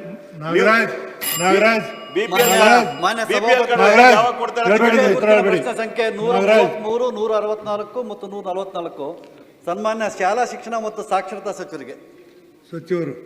ಮಾನ್ಯ ಅಧ್ಯಕ್ಷರೇ, ಉತ್ತರವನ್ನು ಒದಗಿಸಲಾಗಿದೆ. ಸನ್ಮಾನ್ಯ ಸಭಾಪತಿಗಳೇ, ಉತ್ತರವನ್ನು ಒದಗಿಸಿದ್ದಾರೆ. ಆದರೆ ನನಗೆ ಸ್ಪಷ್ಟವಾದ ಅದು ಮಾಹಿತಿ ಸಿಗ್ತಾ ಇಲ್ಲ. ಈ ಶಾಲೆ ಮತ್ತು ಶಾಲಾ ಕಾಲೇಜು ಶೌಚಾಲಯ ಹಾಗೂ ಸ್ವಚ್ಛತೆಯ ಕೆಲಸವನ್ನು ನಿರ್ವಹಿಸಲು ಕಾಯಂ ಸಿಬ್ಬಂದಿಯನ್ನು ನೇಮಿಸಲಾಗಿದೆಯೇ, ಇಲ್ಲದಿದ್ದರೆ ಕಾರಣಗಳೇನು ಅಂತ ಹೇಳಿದ್ದೀನಿ. ಅವ್ರು ಯಾವುದು ಹುದ್ದೆ ಮಂಜೂರಾಗಿಲ್ಲ ಅಂತ ಹೇಳಿದ್ದಾರೆ. ಬಟ್ ನನಗೆ ಮೇಲುಸ್ತುವಾರಿ ಸಮಿತಿಯವರೇ ಆಯ್ಕೆ ಮಾಡ್ಕೊಳ್ಳೋ ಅವಕಾಶ ಕೊಟ್ಟಿದ್ದೀವಿ ಅಂತ ಹೇಳ್ತಾ ಇದ್ರೆ, ಆದರೆ ಮೇಲುಸ್ತುವಾರಿ ಸಮಿತಿ ಮಾಡಲಿಕ್ಕೆ ಯಾರೂ ಸಿಗ್ತಾ ಇಲ್ಲ ಸನ್ಮಾನ್ಯ ಸಭಾಪತಿಗಳೇ. ಆದರೆ ಯಾಕೆ ಈಗ ಯಾರನ್ನ ನೇಮಕ ಮಾಡಬಾರ್ದು ಅಂತ ಕ್ವಶನ್ ಇದೆ, ಅದಕ್ಕೆ ಉತ್ತರ ಇಲ್ಲ. ಎರಡನೇ ಉಪಪ್ರಶ್ನೆ, ಒಂದು ವೇಳೆ ಕಾಯಂ ಸ್ವಚ್ಛತಾ ಸಿಬ್ಬಂದಿ ಇಲ್ಲದಿದ್ದರೆ ಶೌಚಾಲಯ ಹಾಗೂ ಸ್ವಚ್ಛತೆ ಕೆಲಸವನ್ನು ಹೊರಗುತ್ತಿಗೆ ಸಂಸ್ಥೆಗಳ ಮೂಲಕ ನಿರ್ವಹಿಸಲು ಅವಕಾಶ ಮತ್ತು ಅನುದಾನ ಒದಗಿಸುವ ಕುರಿತು ಸರ್ಕಾರ ನಿಲುವೆ ಅಂತ ಹೇಳಿದ್ರೆ, ಅದು ಮೊದಲನೇ ಪ್ರಶ್ನೆ ಕೊಟ್ಟು ಉತ್ತರನೇ ಕೊಟ್ಟಿದ್ದಾರೆ. ಮತ್ತು ಸರ್ಕಾರಿ ಪದವಿ ಪೂರ್ವ ಕಾಲೇಜುಗಳಲ್ಲಿ ಮಾತ್ರ ಇದ್ದಾರೆ ಅಂತ ಹೇಳ್ತಾ ಇದ್ದಾರೆ. ಹಾಗಾಗಿ ನನಗೆ ಪ್ರಶ್ನೆ ಬಂದಿರೋದು, ಪ್ರಾಥಮಿಕ ಪ್ರೌಢದಲ್ಲಿ ನೀವೇನು ಈ ಅನುದಾನ ಬಿಡುಗಡೆ ಮಾಡ್ತಾ ಇದ್ರೆ ನಮ್ಮ ಸರ್ಕಾರಕ್ಕೆ ಅಭಿನಂದನೆ ಸಲ್ಲಿಸ್ತೀನಿ. ಮೊದಲಿದ್ದಿರ್ತಕ್ಕಂಥ ಈ ಸರ್ಕಾರ ಬಂದ್ಮೇಲೆ ಡಬಲ್ ಆಗಿದೆ. ಆದರೆ ಆ ಹಣನೂ ನಮಗೆ ಸಾಕಾಗ್ತಾ ಇಲ್ಲ. ಯಾರೂ ಸಹ ಈ ಶೌಚಾಲಯ ಸ್ವಚ್ಛತಾ ಕಾರ್ಯಕ್ಕೆ ಯಾರೂ ಸಿಗ್ತಾ ಇಲ್ಲ. ಹಾಗಾಗಿ ನೀವು ಇದನ್ನು ಏನು ಪ್ಲ್ಯಾನ್ ಮಾಡಿದ್ದೀರಾ, ಯಾರು ಮಾಡಬೇಕು ಈಗ? ಯಾಕಂದರೆ ನೀವು ಮಕ್ಕಳು ಮಾಡಬಾರ್ದು ಅಂತ ಹೇಳ್ತೀರಾ, ಮತ್ತು ಶಿಕ್ಷಕರು ಮಾಡಬಾರ್ದು, ಇನ್ಯಾರು ಮಾಡ್ತಾರೆ? ಯಾರು ನೇಮಕ ಆಗ್ತಾಯಿಲ್ಲ. ಅದಕ್ಕೆ ಅವರ ಉತ್ತರ ಕೊಟ್ಟ ಮೇಲೆ ನಂದು ಮೂರನೇ ಪ್ರಶ್ನೆ ಇದೆ ಸನ್ಮಾನ ಸಚಿವರು. ಮಾನ್ಯ ಅಧ್ಯಕ್ಷರೇ, ಯೂಶಲಿ ಏನಾಗ್ತದೆ ಅಂದರೆ SDMC ಅವರಿಗೆ ನಾವೇನು ಮೇಂಟೆನೆನ್ಸ್ ಅಂತ ಹೇಳಿ ಕೊಡ್ತೀವಿ, ಅದರೊಳಗೆ 10% ಮಾತ್ರ ಈ ಶೌಚಾಲಯ ಇದಕ್ಕೆ ಮಾಡಬೇಕು ಅಂತ ಹೇಳಿದೆ. ಅದನ್ನು ಇವಾಗ ನಾವು ಕೂಡ ಇಲಾಖೆಯಲ್ಲಿ ಮಾತಾಡಿ ಆದಷ್ಟು ಬೇಗ ಅಂದರೆ ಒಂದು 15 ಇಲ್ಲಾಂದರೆ ಒಂದು ತಿಂಗಳೊಳಗೇ ಅದನ್ನು 10ರಿಂದ ಒಂದು 30% ಆದರೂ ಮಾಡಬೇಕು ಅಂತಕ್ಕಂಥ ಚಿಂತನೆಯನ್ನು ಮಾಡ್ತೀವಿ. ಯಾಕೆಂದರೆ ಅವ್ರು ಹೇಳೋದು ಕರೆಕ್ಟೇ. ಯಾಕೆಂದರೆ ಒಂದು ಕಡೆಗೆ ಮಾಧ್ಯಮದಲ್ಲಿ ಕೆಲವು ಕಡೆಗೆ ಬಂದ್ಬಿಡ್ತದೆ ಟೀಚರ್ಸು ಇಲ್ಲ ಮಕ್ಕಳು ಈ ಥರ ಶೌಚಾಲಯ. ಯಾಕೆಂದರೆ ನಾವು ಭಾಳ ಸ್ಟ್ರಿಕ್ಟಾಗಿ ಹೇಳಿದ್ದೀವಿ, ಯಾವುದೇ ಕಾರಣಕ್ಕೂ ಕೂಡ ಮಕ್ಕಳು ಶೌಚಾಲಯವನ್ನು ತೊಳಿತಕ್ಕಂಥ ಪದ್ಧತಿ ನಮ್ಮ ಇಲಾಖೆಯಲ್ಲೂ ಇಲ್ಲ ಅಂಥೇಳಿ. ಕಾಲೇಜಸ್ಸಿಗೆ ಏನಾಗುತ್ತೆ ಅಂತ ಹೇಳಿದರೆ, ಈಗ ನಾವು CO ಕೂಡ ಡಿಸ್ಟ್ರಿಕ್ಟ್ CO ಹಂತದಲ್ಲೂ ಕೂಡ ಅವರಿಗೆ ಅನುದಾನ ಹೆಚ್ಚು ಮಾಡಿ ಔಟ್ಸೋರ್ಸ್ ಮಾಡಿ ಅವ್ರ ಕಡೆಯಿಂದನೇ ಡೈರೆಕ್ಟಾಗಿ ಕಾಲೇಜ್ಗಳಿಗೆ ಕೊಡಬೇಕು ಅಂತ ಹೇಳಿ ತೀರ್ಮಾನ ಮಾಡ್ತಾ ಇದ್ದೀವಿ. ಹಣ ಬಿಡುಗಡೆ ಮಾಡ್ತಕ್ಕಂಥದ್ದು ಅವ್ರು ಒಪ್ಕೊಂಡಿದ್ದಾರೆ ಒಂದು ಕಡೆಗೆ ಅದನ್ನು ಮಾಡೋದು. ಮತ್ತು ಅದ್ರ ಜೊತೆಗೆ ನಾವು ಕೂಡ ನಮ್ಮ ಡಿಪಾರ್ಟ್ಮೆಂಟಲ್ಲೂ ಕೂಡ ಹೆಚ್ಚು ಅನುದಾನವನ್ನು ಕೊಡ್ತಕ್ಕಂಥದ್ದು ವ್ಯವಸ್ಥೆಯನ್ನು ಆದಷ್ಟು ಬೇಗ ನಾವು ಮಾಡಿ, ಏನು ಈ 10% ಇದೆ ಅದನ್ನು ಜಾಸ್ತಿ ಮಾಡಲೇಬೇಕಾಗ್ತದೆ ಆದಷ್ಟು ಬೇಗ. ಯಾಕೆಂದರೆ ಹುದ್ದೆ ತಗೊಳ್ತಕ್ಕಂಥದ್ದು ಯಾವುದೇ ಥರದ ಫೈನಾನ್ಸ್ ಡಿಪಾರ್ಟ್ಮೆಂಟಿಂದ ನಾವು ಕಳಿಸಿದಾಗಲೂ ಕೂಡ ಯಾವುದೇ ಥರದ ಪ್ರಪೋಸಲ್ ಇಲ್ಲ ಈಗ ಆಸ್ ಇಟ್ ಇಸ್. ಆದರೆ ಶೌಚಾಲಯ ನಿರ್ವಹಣೆ ಮಾಡೋದಕ್ಕೆ ಏನು 10% ಇದೆ ಅದನ್ನು ಅಪ್ ಟು 20 ಇಲ್ಲಾಂದರೆ 25 ಇಲ್ಲಾಂದರೆ 30% ತೊಗೊಂಡು ಹೋದಾಗ ಒಂದು ಹಂತಕ್ಕೆ ಬರ್ತಾ ಇದೆ. ಅದನ್ನು ನಾವು ಮಾಡಿಕೊಡ್ತಕ್ಕಂಥ ವಿಶ್ವಾಸವನ್ನು ಕೂಡ ನಾನು ಕೊಡಲಿಕ್ಕೆ ಇಷ್ಟಪಡ್ತೀನಿ.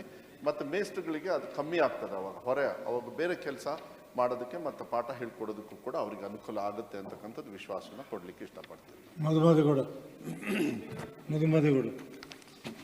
ಸಚಿವರು 10%ಅನ್ನು 20% ಅಥವಾ 30% ಮಾಡ್ತೀವಿ ಅಂತ ಹೇಳಿದ್ದಾರೆ. ಆದರೆ ಅವ್ರದ್ದು ಅಲ್ಲಲ್ಲ, ನಾನು ಹೇಳ್ತಾ ಇರೋದು ಅವ್ರದ್ದು 10% ಇಲ್ಲಿ ಮಾತಾಡಿ.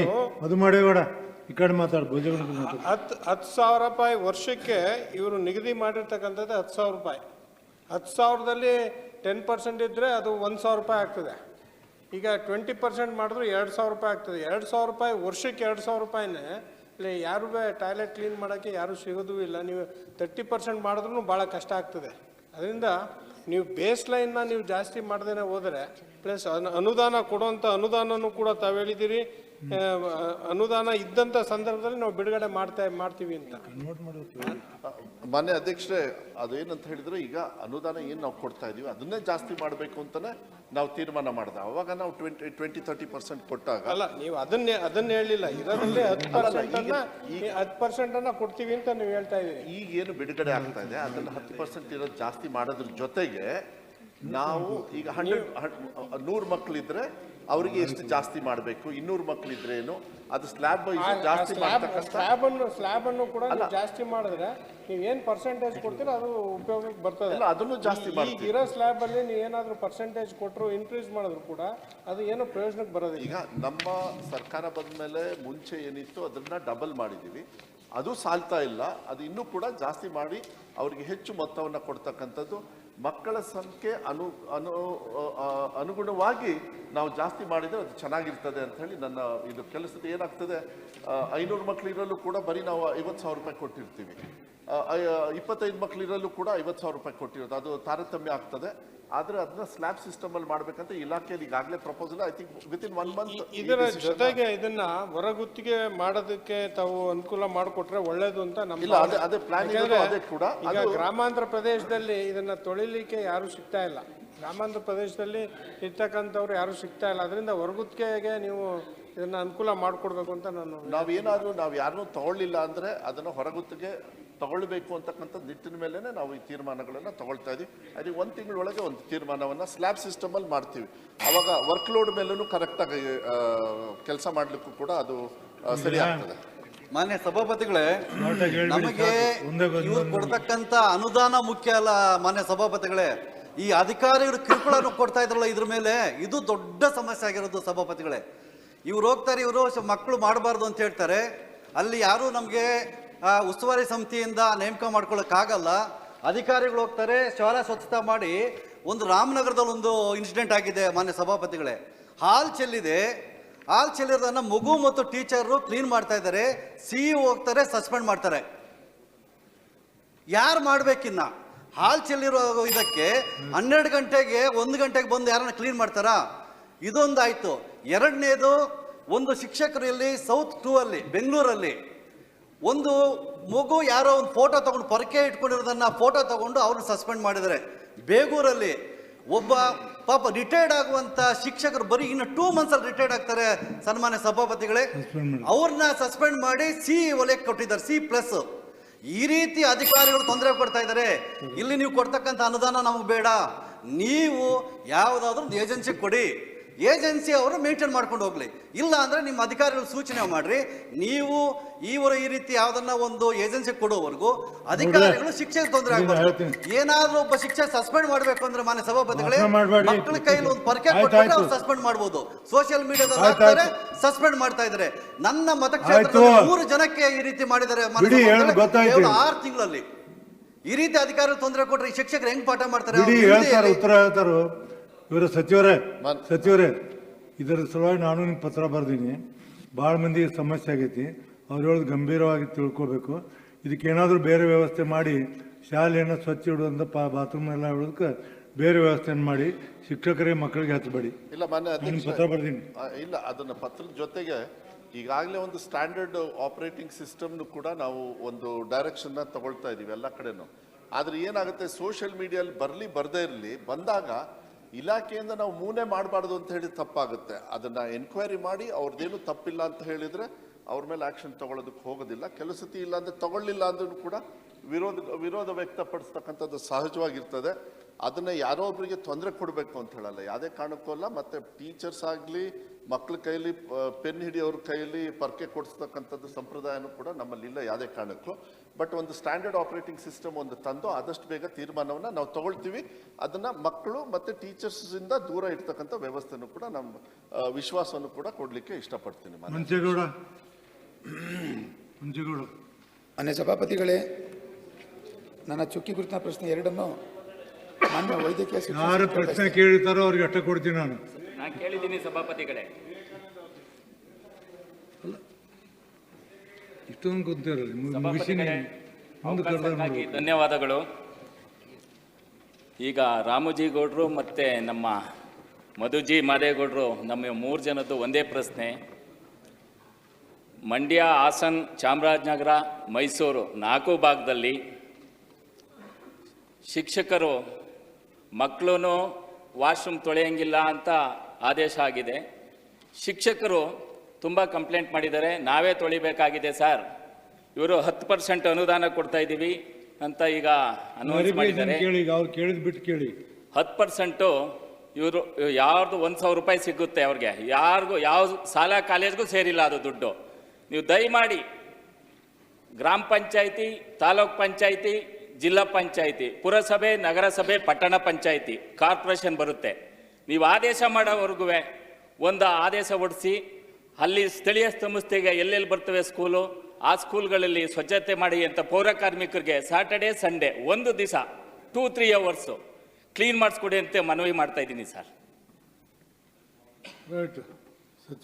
ಮಾನ್ಯ ಅಧ್ಯಕ್ಷ, ಅದು ಬೇರೆ ಇಲಾಖೆಯವ್ರ ಜೊತೆಗೆ ಮಾತಾಡ್ಕೊಂಡು ಏನಾದ್ರು ಅನುಕೂಲ ಅವ್ರು ಮಾಡ್ಕೊಡೋದಾದ್ರೆ ಯಾವಾಗಲೂ ಕೂಡ ಸ್ಟ್ಯಾಂಡ್ ಬೈಗೆ ನಾವು ಮಾಡ್ಕೊಡ್ತಕ್ಕ. ಒಂದು ಸಜೆಷನ್ ಕ್ವಶನ್ ಕೇಳ್ತಾ ಅವ್ರು ಕೊಟ್ಟಿರ್ತೀನಿ. ಮಾತಾಡ್ತೀನಿ ನಾನು. ಇನ್ನೊಂದು ನಮ್ಗೆ ಕೊಟ್ಟಿದ್ರೆ 330 ಕೊಟ್ಟಿದ್ದೀರಿ, ಅದ್ರಲ್ಲಿ ಮಾತಾಡ್ತೀವಿ ನಾವು, ಅದ್ರಲ್ಲೇ ಮಾತಾಡ್ತೀವಿ. ಹೇಳ್ತೀನಿ, ಕ್ವಶನ್ ಆನ್ಸರ್ ಮುಗ್ಸಾಕ ನೋಡಿ ಮಂಜೇಗೌಡ ಹೇಳಿದ್ರಲ್ರಿ, ಎಲ್ಲ ಸಿಗ್ಲಿಲ್ಲ, ಉತ್ತರ ಸಿಗ್ಲಿಲ್ಲ.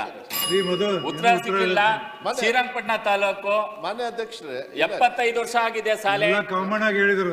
ಶಾಲಾ ಕಾಲೇಜು 350 ಜನ ಟೀಚರ್ಸ್ ಇದ್ದಾರೆ, ಮಕ್ಕಳು 350 ಜನ. ಒಂದೇ ಒಂದು ವಾಶ್ರೂಮ್ ಇದೆ ಸರ್, ಒಂದೇ ವಾಶ್ರೂಮ್ ಇರೋದು.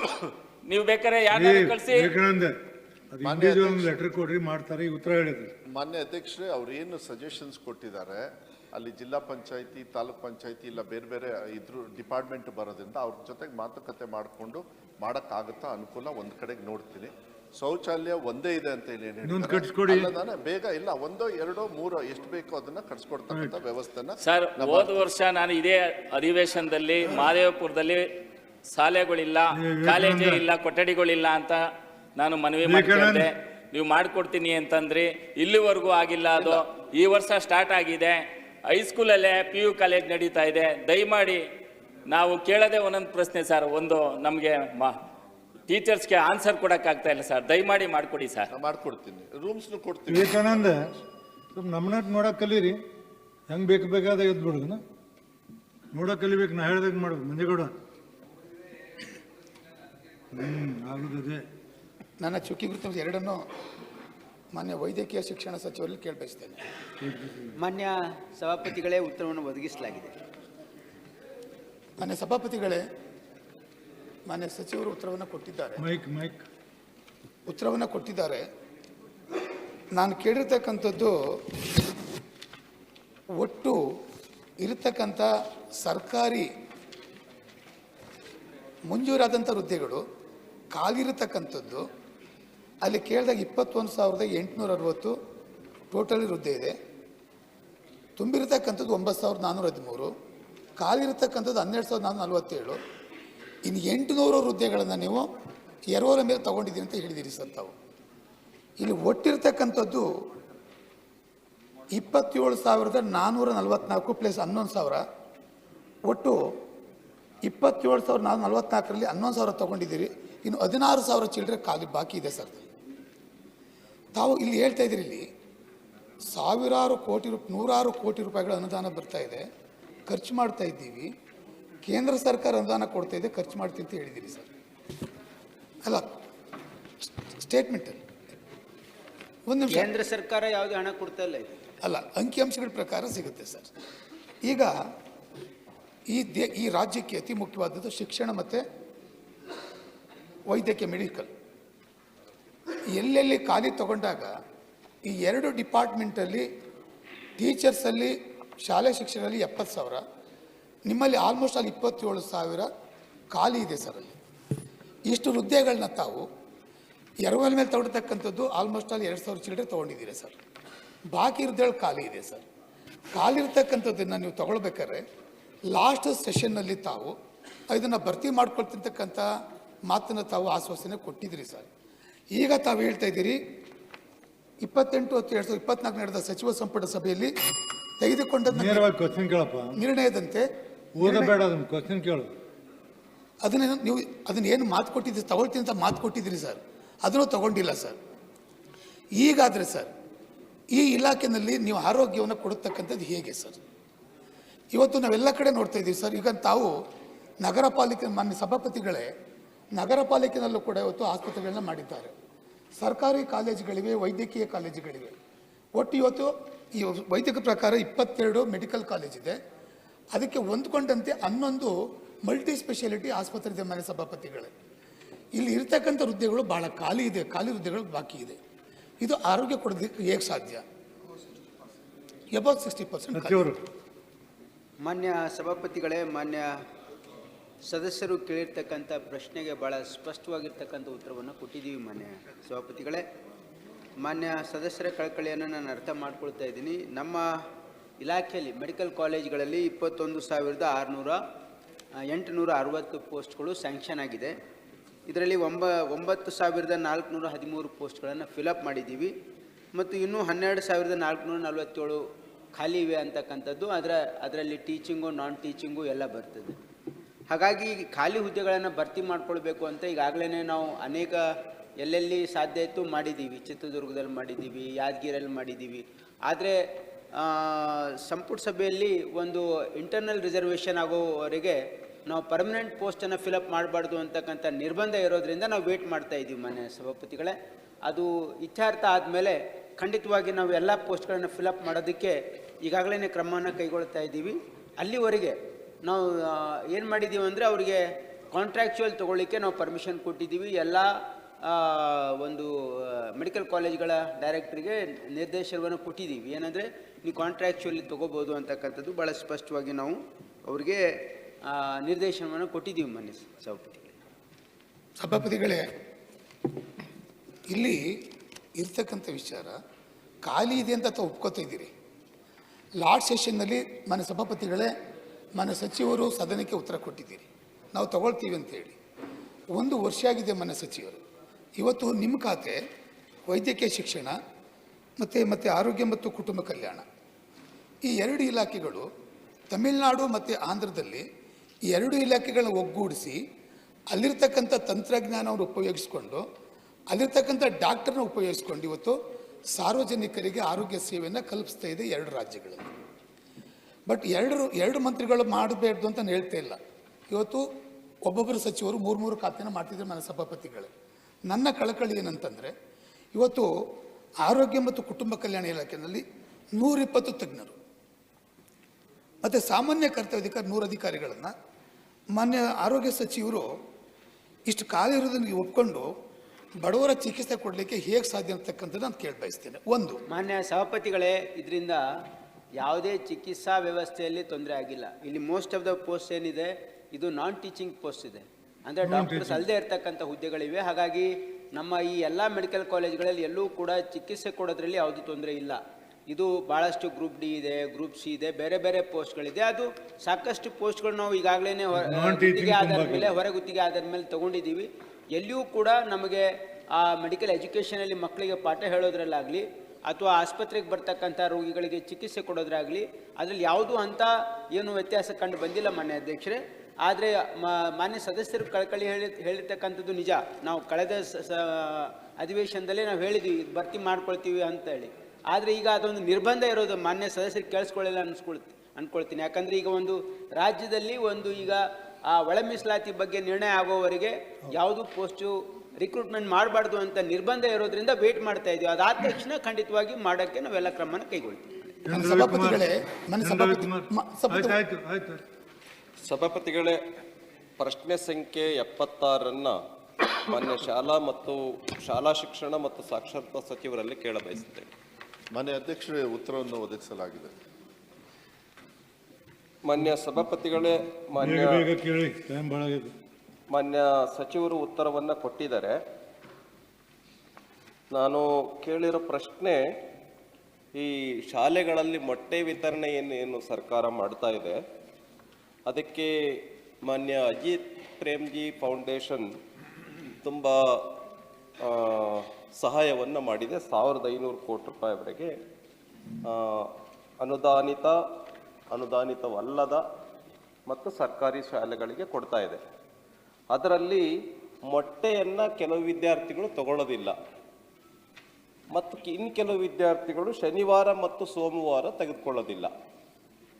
ಪರಿಣಾಮವಾಗಿ ಏನಾಗಿದೆ, ಸಾರಾಸಗಟಾಗಿ ಕೆಲವು ಶಾಲೆಗಳಲ್ಲಿ ಮೊಟ್ಟೆಯನ್ನು 6 ದಿನ ಏನು ಕೊಡಬೇಕಾಗಿತ್ತು 6 ದಿನ ಕೊಡ್ತಾ ಇಲ್ಲ, ಅದರೊಳಗೆ 3 ದಿನ ಕೊಡ್ತಿದ್ದಾರೆ. ಮತ್ತು ಬಾಳೆಹಣ್ಣು ಏನು ಕೊಡಬೇಕು ಅಂತ ತೆಗೆದುಕೊಳ್ಬೇಕು ಅಂತ ಇದ್ದಾರೆ ಆ ವಿದ್ಯಾರ್ಥಿಗಳಿಗೆ, ಅದನ್ನು ಕೂಡ ಸಮರ್ಪಕವಾಗಿ ತೆಗೆದುಕೊಳ್ತಾ ಇಲ್ಲ. ಈ ತಾರತಮ್ಯ ಏನಾಗಿದೆ, ಇದ್ರ ಬಗ್ಗೆ ಸರ್ಕಾರ ಏನು ಕ್ರಮ ತೆಗೆದುಕೊಂಡಿದೆ ಅನ್ನುವಂಥ ಪ್ರಶ್ನೆಯನ್ನ ಕೇಳಿದ್ದಾರೆ. ಮಾನ್ಯ ಸಚಿವರು ಉತ್ತರವನ್ನು ಕೊಡಬೇಕು.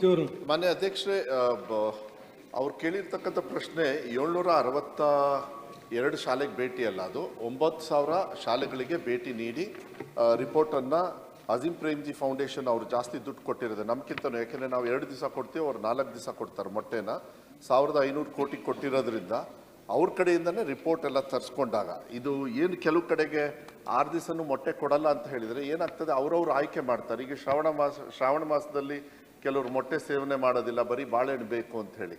ಅದಕ್ಕೆ ಈ ಥರದ್ದು ಗೊಂದಲ ಬಿಟ್ಟರೆ ಬೇರೆ ಥರದ್ದು ಯಾವುದೇ ಥರದ ತೊಂದರೆ ಇಲ್ಲ. ಕೆಲವು ಪೇರೆಂಟ್ಸ್ ಅಲ್ಲೇ ಟೀಚರ್ಸೇ ತೀರ್ಮಾನ ಮಾಡೋರು, SDMC ಅವ್ರು ಏನಂತ, ಇಲ್ಲ ಇವತ್ತೆಲ್ಲ ಮೊಟ್ಟೆ ಕೊಟ್ಬಿಡೋಣ, ಇಲ್ಲಾಂದರೆ ಇವತ್ತೆಲ್ಲ ಬಾಳೆಹಣ್ಣು ಕೊಡೋಣ ಅಂತ. ಅದಕ್ಕೆ ಈಗ ನಾವೇನು ಮಾಡಿದ್ದೀವಿ ಅಂದರೆ, ಈಗ ನೆಕ್ಸ್ಟು ಪೋಷಕರಿಂದ ಅವರಿಂದನೇ ಫಸ್ಟೇ ಬರ್ಸ್ಕೊಬಿಡ್ತೀವಿ.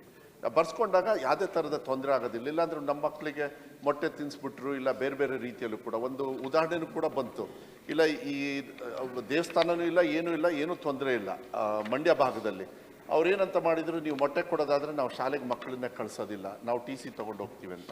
ಇಂಥ ಸಮಸ್ಯೆನೂ ಎದುರಾಗೋದ್ರಿಂದ ಅಡ್ಮಿಷನ್ ಟೈಮಲ್ಲೇ ಅವರಿಂದನೇ ನಾವು ಬರ್ಸ್ಕೊಂಡ್ಬಿಟ್ರೆ ಅವಾಗ ಅವ್ರಿಗೆ ಏನು ಬೇಕು ನಮಗೆ ಕೊಡೋದಕ್ಕೂ ಕೂಡ ಒಳ್ಳೆ ರೀತಿಯಲ್ಲಿ ಅವಕಾಶಗಳಾಗ್ತವೆ.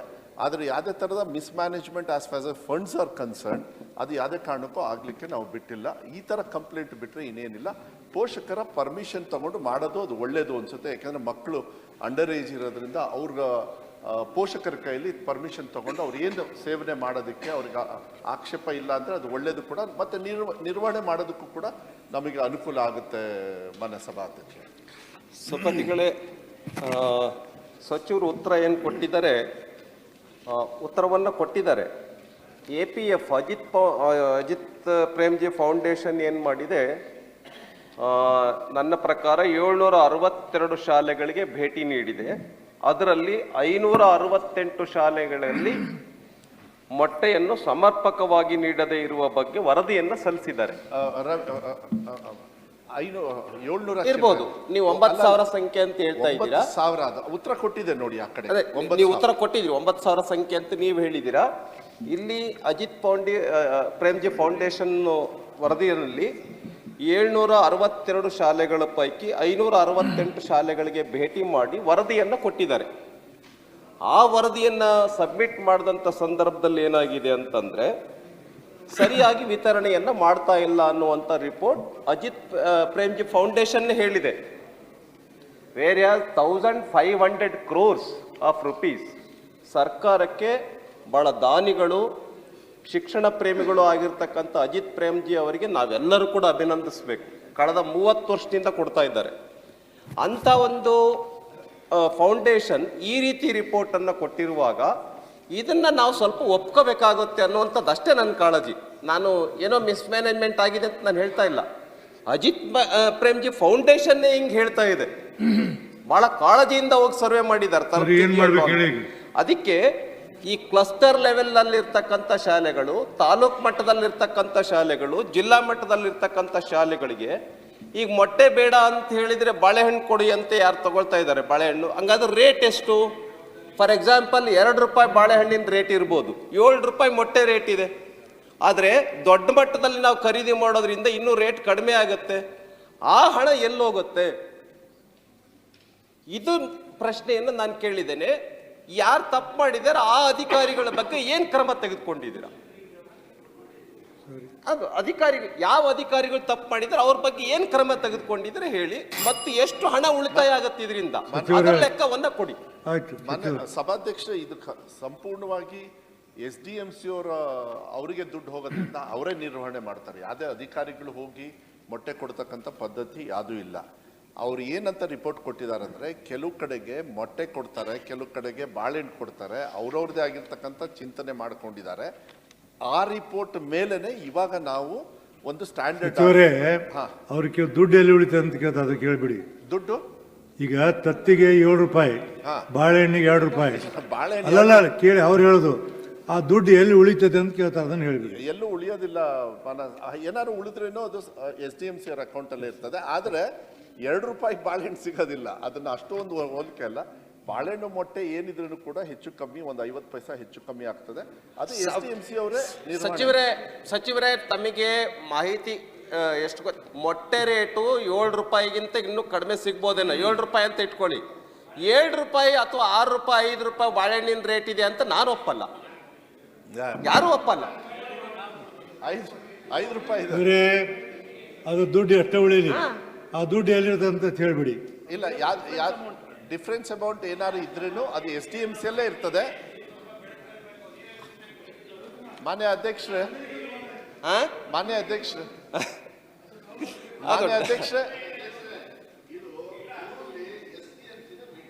ಹೌದು, SDMC ಬಗ್ಗೆನೇ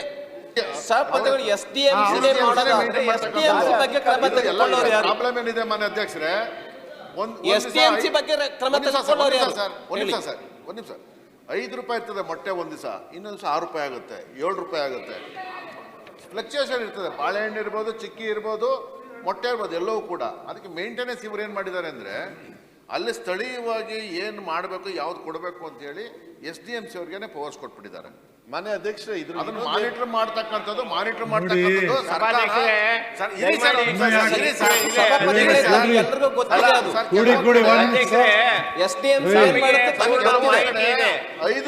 ಪೂರ್ಣ ಮಾಹಿತಿ ಇದೆ. ಆ ಮಾಹಿತಿಯನ್ನ ದಯವಿಟ್ಟು ಸರ್ಕಾರಕ್ಕೆ ಬೆಳಕಿಸಲಿ. ತಮಗೆ ಗೊತ್ತಿಲ್ಲ ಮೊಟ್ಟೆ ತರಬೇಕಾದ್ರೆ ಮಕ್ಕಳು ಬೇರೆ ಕೊಡ್ಬೇಕು, ಅದನ್ನೇ ಹೇಳಕ್ ಹೋಗಿದ್ದಾರೆ. ಬಹಳ ಕಿರುಕುಳ ಆಗಿದೆ. ಮಾನಿಟರ್ನ ಸರ್ಕಾರ ವಾರದಲ್ಲಿ ಇಂತಿಂತ ಕೊಡ್ಬೇಕು ಅಂತ ಫಿಕ್ಸ್ ಮಾಡಿ ಸರ್. ಇಲ್ಲ ಮಾನ್ಯ ಅಧ್ಯಕ್ಷ, ಫಿಕ್ಸ್ ಮಾಡಿ ಕೊಡಿ. ಇಲ್ಲ ಯಾವ ವಾರ ಏನ್ ಕೊಡ್ಬೇಕು ಅಂತ ಫಿಕ್ಸ್ ಮಾಡಿ ಕೊಡಿ. ದಯಮಾಡಿ ಸರ್ಕಾರಕ್ಕೆ ನೀವು ಮಾತಾಡ್ಬೇಕು. ದಯವಿಟ್ಟು ನೀವು ಮಾತಾಡಿ. ದಯವಿಟ್ಟು ಗೈಡ್ಲೈನ್ಸ್ ಇದ್ದು ಮೊಟ್ಟೆ ಬಾಳೆಹಣ್ಣು ಮಾತ್ರ ಇದೆ, ಇನ್ಯಾವುದು ಇಲ್ಲ. ಮಾನ್ಯ ಅಧ್ಯಕ್ಷ, ರವಿ ಅವರೇ ಒಂದೇ ನಿಮಿಷ. ಮಾನ್ಯ ಅಧ್ಯಕ್ಷರೇ, ಮುಂಚೆ ಈ ಪ್ರೋಗ್ರಾಮ್ ಇದ್ದಿದ್ದು ಮೊಟ್ಟೆ, ಬಾಳೆಹಣ್ಣು ಮತ್ತೆ ಚೀಕಿ ಅಂತ ಹೇಳಿತ್ತು. ಚೀಕಿನ ನಾವು ಕ್ಯಾನ್ಸಲ್ ಮಾಡಿದ್ವಿ. ಯಾಕಂದ್ರೆ ಏನಾಯ್ತು, ಅದನ್ನ ವ್ಯಾವಹಾರಿಕವಾಗಿ ಕನ್ವರ್ಟ್ ಆಗಕ್ಕೆ ಸ್ಟಾರ್ಟ್ ಆಯ್ತು. ಮತ್ತೆ ಭಾಳ ಅನ್ಹೆಲ್ತಿ, ಹೈಜಿನಿಕ್ ಮೇಂಟೈನ್ ಮಾಡದೆ ಅಲ್ಲೇ ಯಾವುದೋ ಒಂದು ಲೋಕಲ್ ಆಗಿ ಯಾರೋ ಮಾಡಿ, ಯಾಕೆಂದ್ರೆ ಅದಕ್ಕೆಲ್ಲ ಇದೆ 25 ಗ್ರಾಮು ನಾವು ಮಿನಿಮಮ್ಮು ಶೇಂಗಾ ಹಾಕಬೇಕು, ಮತ್ತು ಇದೇ ಥರ ಸ್ವೀಟ್ ಇಷ್ಟೇ ಇರಬೇಕು ಅಂತೇಳಿ ಅದೆಲ್ಲ ಮೇಂಟೈನ್ ಆಗ್ತಾ ಇರಲಿಲ್ಲ. ಆ ಕಂಪ್ಲೇಂಟು ಅಜೀಂ ಪ್ರೇಮ್ಜಿಯವರು ನಾವು ಒಟ್ಟಿಗೆ ಹೋದಾಗ ಕಂಪ್ಲೇಂಟ್ ಬಂದ ತಕ್ಷಣ ಮಾನ್ಯ ಮುಖ್ಯಮಂತ್ರಿಗಳ ಜೊತೆಗೆ ಮಾತಾಡಿ ಮಕ್ಕಳಿಗೆ ಯಾವುದೇ ರೀತಿಯಲ್ಲಿ ತೊಂದರೆ ಆಗಬಾರ್ದು ಅಂತ ಹೇಳಿ ಇಮಿಡಿಯೇಟ್ ಆಗಿ ಮಾನ್ಯ ಮುಖ್ಯಮಂತ್ರಿಗಳ ಗಮನಕ್ಕೆ ತಂದು ನಾವು ನಿಲ್ಲಿಸಿದ್ವಿ. ನಿಲ್ಲಿಸಿದ ಮೇಲೆ ಇಲ್ಲಿ ಏನಾಗ್ತದೆ, ಕೆಲವು ಸತಿ ನಿಮಗೂ ಕೂಡ ಚೆನ್ನಾಗಿ ಗೊತ್ತಿದೆ, ಕೆಲವು ಸತಿ ಮೊಟ್ಟೆ ನೀವೇ ಹೇಳ್ತಾ ಇದ್ದೀರ ಮೊಟ್ಟೆ ರೇಟ್ ಜಾಸ್ತಿ ಆಗಿದೆ, 50 ಪೈಸೆ ಜಾಸ್ತಿ ಆಗಿದೆ. ಅಲ್ಲಿ ಏನಾಗ್ತದೆ ರವಿ ಅವರೇ, ಕೆಲವು ಸತಿ SDMC ಅವ್ರ ಕಂಟ್ರೋಲೇ ಇರೋದ್ರಿಂದ ಕೆಲವು ಸತಿ ಊಟದಲ್ಲೂ ಕೂಡ ಕೆಲವು ಸತಿ ಏನು ಮಾಡ್ತಾರೆ, ಒಂದು ದಿವಸ ಸ್ವೀಟ್ ಎಕ್ಸ್ಟ್ರಾ ಕೊಡ್ತಾರೆ ಏನಾದ್ರು ಜಾಸ್ತಿ ದುಡ್ಡು ಉಳಿದ್ರೆ. ಕೆಲವು ಸತಿ ದುಡ್ಡು ಉಳಿಲಿಲ್ಲ ಅಂತ ಹೇಳಿದ್ರೆ ಹಂಗೆ ಕಮ್ಮಿ ಮಾಡಿದ್ದಾರೆ ಅಂತ ಹೇಳಿ ನಾನು ಹೇಳ್ತಾ ಇಲ್ಲ. ಅದನ್ನ ನಿರ್ವಹಣೆ ಮಾಡ್ತಕ್ಕಂಥದ್ದು SDMC ಹಂತದಲ್ಲೇ ಇರೋದ್ರಿಂದ ಮಾನಿಟರಿಂಗ್ ಸಿಸ್ಟಮ್ನ ಏನಾದ್ರು ಮಾಡ್ಬೇಕಂತ ಹೇಳಿದ್ರೆ ಇವಾಗ ಇಂಥ ದಿವಸನೇ ನಾವು ಅಲ್ಲ, ನಿಮ್ಗೆ ಏನಾದ್ರು ಸಜೆಷನ್ ಇದ್ರೆ ಅದನ್ನು ಕೂಡ ನಾನು ಕನ್ಸಿಡರ್ ಮಾಡ್ತೀನಿ. ಏನ್ ತೊಂದರೆ ಇಲ್ಲ. ಅಲ್ಲ ರವಿ ಅವರೇ ಮುಗಿಸ್ಬಿಡ್ತೀನಿ. ನಾನು ಹೇಳ್ತೀನಿ, ಅಜೀಂ ಪ್ರೇಮ್ಜಿ ಅಂತ ಫೌಂಡೇಶನ್ ಇಷ್ಟೊಂದು ಒಳ್ಳೆ ಕೆಲಸ ಮಾಡ್ತಾ ಇದೆ. ಅವರೇ ಡೌಟ್ ವ್ಯಕ್ತಪಡಿಸಿದ್ದಾರೆ. ನಮ್ಮ ಇಲಾಖೆಯಿಂದ 1 ಪೈಸನು ಕೂಡ ಮಿಸ್ಮ್ಯಾನೇಜ್ಮೆಂಟ್ ಆಗ್ಲಿಕ್ಕೆ ಯಾವುದೇ ಕಾರಣಕ್ಕೂ ಬಿಡೋದಿಲ್ಲ. ಅದಕ್ಕೆ 100ಕ್ಕೆ 100 ಅದನ್ನ ನಿಮ್ ಲೆವೆಲ್ ಅಲ್ಲಿ ಆಗದೆ ಇರಬಹುದು, ಕೆಳ ಲೆವೆಲ್ ಅಲ್ಲಿ ಆಗಿದ್ರೆ ಅವ್ರ ಬಗ್ಗೆ ಏನ್ ಕ್ರಮ ತೆಗೆದುಕೊಳ್ತೀರಾ? ಅವ್ರ ಅಜೀಂ ಪ್ರೇಮ್ಜಿ ಅವರು ದುಡ್ಡು ಮಿಸ್ಮ್ಯಾನೇಜ್ಮೆಂಟ್ ಆಗಿದೆ ಅಂತ ಹೇಳಿ ಎಲ್ಲೂ ಕೊಟ್ಟೇ ಇಲ್ಲ. ಅದು ಮಿಸ್ಮ್ಯಾನೇಜ್ಮೆಂಟ್ ಆಗಿದೆ ಅಂತ ಹೇಳಿ ಕೊಟ್ಟೇ ಇಲ್ಲ. ಅಲ್ಲ, ಅದಕ್ಕೆ ಸಭಾಪತಿಗಳ ಮಾನ್ಯ ಸಭಾಪತಿಗಳೇ, ಚುಕ್ಕೆ ಗುರುತ ಪ್ರಶ್ನೆ 34ನ್ನ ಇಂಧನ ಸಚಿವರಿಗೆ ಕೇಳಲು ಬಯಸ್ತೇನೆ. ಸಚಿವರು ಮಾನ್ಯ ಸಭಾಪತಿಗಳೇ, ಉತ್ತರವನ್ನು ಒದಗಿಸಲಾಗಿದೆ. ಮಾನ್ಯ ಸಭಾಪತಿಗಳೇ, ನಾನು ಕೇಳಿದ ಪ್ರಶ್ನೆ ರಾಜ್ಯಾದ್ಯಂತ ಇಂಧನ ಇಲಾಖೆ ಸ್ಮಾರ್ಟ್ ಮೀಟರ್ ಅಳವಡಿಕೆಗೆ ನಿಯಮ ಜಾರಿಗೆ ತಂದಿರೋ ಉದ್ದೇಶ ಏನು ಅಂತ ಕೇಳಿದ್ದೆ. ಅದಕ್ಕೆ ಉತ್ತರವನ್ನು ಕೊಟ್ಟಿದ್ದಾರೆ. ಸ್ಮಾರ್ಟ್ ಮೀಟರ್ ಅಳವಡಿಕೆ ಕುರಿತಂತೆ ರಾಜ್ಯ ಉಚ್ಚ ನ್ಯಾಯಾಲಯ ವ್ಯಕ್ತಪಡಿಸಿರುವ ಅಭಿಪ್ರಾಯದಲ್ಲಿನ ಸೂಚನೆ ಏನು? ನ್ಯಾಯಾಲಯ ಭಾಳ ಸ್ಪಷ್ಟವಾಗಿ ಓಪನ್ ಕೋರ್ಟ್ನಲ್ಲಿ ಬೇರೆ ರಾಜ್ಯಗಳಲ್ಲಿರುವ ಸ್ಮಾರ್ಟ್ ಮೀಟರ್ ದರ, ಕರ್ನಾಟಕದಲ್ಲಿರುವಂಥ ಸ್ಮಾರ್ಟ್ ಮೀಟರ್ ದರ, ಇದರಲ್ಲಿರುವ ವ್ಯತ್ಯಾಸವನ್ನು ಭಾಳ ಸ್ಪಷ್ಟವಾಗಿ ಎತ್ತಿ ತೋರಿಸಿದೆ. ಅಲ್ಯಾಕೆ ಕಡಿಮೆ ಇಲ್ಯಾಕೆ ಜಾಸ್ತಿ ಅಂತ ಅನ್ನುವ ಪ್ರಶ್ನೆಯನ್ನು ಕೇಳಿದೆ. ನಾನು ಇವ್ರಿಗೆ ಕೇಳಕ್ಕೆ ಬಯಸ್ತೇನೆ, ನೀವು ಬೇರೆ ರಾಜ್ಯಗಳ ದರಪಟ್ಟಿಯನ್ನು ತರಿಸ್ಕೊಂಡಿದ್ದೀರಾ?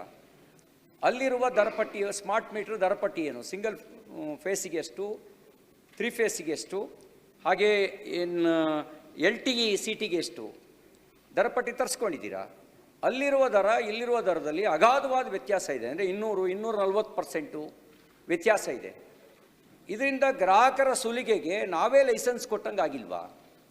ಈ ದರಪಟ್ಟದ ವ್ಯತ್ಯಾಸ ಇರೋದಕ್ಕೆ ಕಾರಣ ಏನು ಅನ್ನೋದನ್ನು ತಾವು ತಮ್ಮ ಉತ್ತರದಲ್ಲಿ ಹೇಳಬೇಕು ಅಂತ ವಿನಂತಿ ಮಾಡ್ತೇನೆ. ಮತ್ತು ನ್ಯಾಯಾಲಯ ಉಲ್ಲೇಖ ಮಾಡಿರ್ತಕ್ಕಂಥ ಅಂಶಗಳ ಆಧಾರದಲ್ಲಿ ನೀವು ಇಡೀ ಟೆಂಡರ್ ಪ್ರಕ್ರಿಯೆಗೆ ಸಂಬಂಧಪಟ್ಟಂತೆ ಸರ್ಕಾರ ತನ್ನ ನಿಲುವನ್ನು ಪರಾಮರ್ಶೆ ಮಾಡುತ್ತಾ ಅಂತಕ್ಕಂಥ ಪ್ರಶ್ನೆಯನ್ನು ಕೂಡ ನಾನು ಕೇಳಲಿಕ್ಕೆ ಬಯಸ್ತೇನೆ.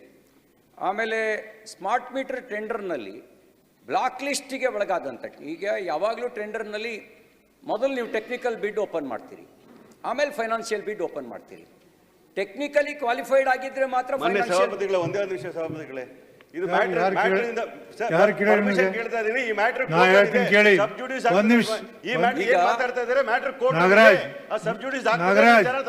ಹೆಚ್ಚಿನ ವಿಡಿಯೋಗಳಿಗೆ ಪ್ರತಿಧ್ವನಿ ಯೂಟ್ಯೂಬ್ ಚಾನೆಲ್ ಸಬ್ಸ್ಕ್ರೈಬ್ ಮಾಡಿ, ಬೆಲ್ ಐಕಾನ್ ಕ್ಲಿಕ್ ಮಾಡಿ.